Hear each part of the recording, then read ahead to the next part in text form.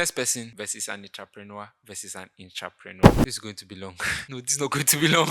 Stay with me. Now, who is a business person? Let's start with the basics. A business person is someone who runs a business for the sole aim of making profit. So that business could be selling rice, selling beans, selling corn, whatever. But the main driver for that business, the main intention is profit. An entrepreneur is someone whose core idea or whose core philosophy is innovation. Not like they don't make profit, right? But the profit is at the cost of innovation. So most times you would hear that in the definition of an entrepreneur, one of the core characteristics of an entrepreneur is taking of risk, right? And that risk is because of the need and the desire to innovate. Because with innovation comes risk.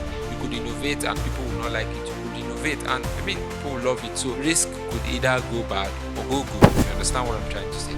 So the core characteristic or principle of an entrepreneur is innovation. Let's say an entrepreneur wants to run a business or start a business, and they enter into the market and they discover, oh, everybody's selling corn. What if we start selling grinded corn? And an entrepreneur can come up with the idea of, oh, let us make something called golden malt or whatever. So an entrepreneur doesn't just sell a product because others are selling it. They try to repackage the product or reproduce it in a way the market has not seen before. That is who an entrepreneur is. And an intrapreneur, on the other hand, as the name would imply, intra meaning inside of something, is an entrepreneur who exists within an already existing organization. So let's say, for example, MTN is a big company and they have someone who works there who decides, oh, we can start Momo. Now, Momo will be this service that allows MTN users to open a bank account and do this and do this and do that and do that. And they're like, wow, that's a good idea. That is innovation, but within an existing organization. Hi, I'm good with rhyming.